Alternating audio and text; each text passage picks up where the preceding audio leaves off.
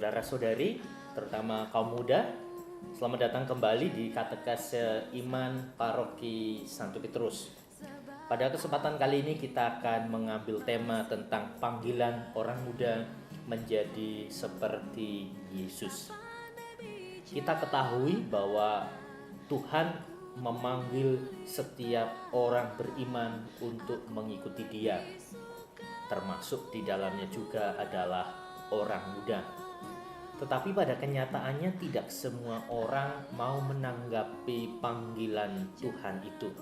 Nah, orang muda dipanggil untuk bisa mengikuti Tuhan dengan setia. Kalau kita mengikuti Tuhan, berarti Tuhan Yesus menjadi teladan, menjadi contoh dan menjadi model bagi kita untuk menjalani hidup kita sebagai orang beriman. Nah, Yesus seperti apa yang diikuti oleh orang muda masa kini? Ada 4 hal jati diri Yesus yang bisa dijadikan sebagai model atau contoh hidup sebagai orang muda. Yang pertama, Yesus yang hidup suci. Kita tahu dari kitab suci bagaimana Yesus selalu meluangkan waktu untuk berdoa. Bahkan ia menyendiri naik ke atas gunung berdoa, berbincang-bincang dengan Bapaknya. Berarti Yesus menjalin relasi dengan Sang Bapa. Itulah Yesus yang hidup, memiliki hidup suci. Dan kita sebagai orang muda juga dipanggil untuk hidup suci. Kita dipanggil untuk bisa meluangkan waktu berjumpa dengan Tuhan secara simpel, secara sederhana melalui doa. Orang muda identik dengan hura-hura. Itu boleh-boleh saja, tetapi tidak cukup kalau hanya melakukan itu. Kita juga perlu meluangkan waktu untuk berdoa. Yang pertama. Yang kedua, Yesus yang berbelas kasih. Belas kasih Yesus ditunjukkan lewat perhatiannya kepada orang-orang yang menderita, yang kecil, yang lemah, dan tersingkir. Ia sangat memperhatikan orang-orang yang sakit kusta, bahkan yang mati itu dibangkitkan, yang sedih dihibur. Itulah contoh bagaimana Yesus memiliki belas kasih kepada mereka. Nah, kita orang muda juga bisa melakukan hal yang sama, melakukan tindakan belas kasih kepada mereka yang membutuhkan uluran tangan kita. Yang ketiga adalah Yesus yang memperjuangkan kebenaran.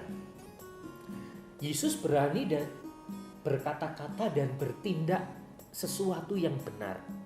Bahkan dia melawan, mengkritik para pejabat, tokoh-tokoh agama dengan menyerukan kebenaran. Orang muda sekarang, terutama Anda sebagai orang Katolik, juga diharapkan untuk bisa memperjuangkan kebenaran melalui tutur kata dan juga perbuatan-perbuatan kita. Kita lihat bagaimana tokoh-tokoh orang muda di masa lalu mereka berjuang, berani menyerukan kebenaran, termasuk juga saat ini. Marilah kita juga berani menyerukan kebenaran. Dan yang keempat, Yesus yang senantiasa memberikan kesaksian hidup yang baik dan benar. Teman-teman yang terkasih, kita dipanggil untuk bisa memberi kesaksian yang baik dalam kehidupan kita. Entah mulai dari dalam keluarga, di tengah-tengah masyarakat, kamu di kampus, di sekolah. Marilah kita berikan kesaksian hal-hal yang baik. Termasuk untuk memperluas kesaksian yang baik itu kita bisa menggunakan sarana media sosial, juga kemajuan teknologi. Lewat apa yang kita posting, apa yang kita upload, apa yang kita tulis dalam story, itu juga menjadi tanda kesaksian hidup kita. Marilah kita bersaksi dengan membagikan postingan-postingan yang membangun, yang menghibur, dan menginspirasi. Jadi ada 4 hal teman-teman, bagaimana kita mengikuti Yesus. Menjadi suci yang pertama, yang kedua berbelas kasih, yang ketiga memperjuangkan kebenaran, Dan yang keempat yaitu memberi kesaksian yang baik. Semoga kita sebagai bagian dari gereja, juga murid-murid Yesus, sebagai orang muda terus bisa menjadikan Yesus sebagai teladan, contoh, dan juga pribadi yang kita ikuti dengan penuh kesetiaan.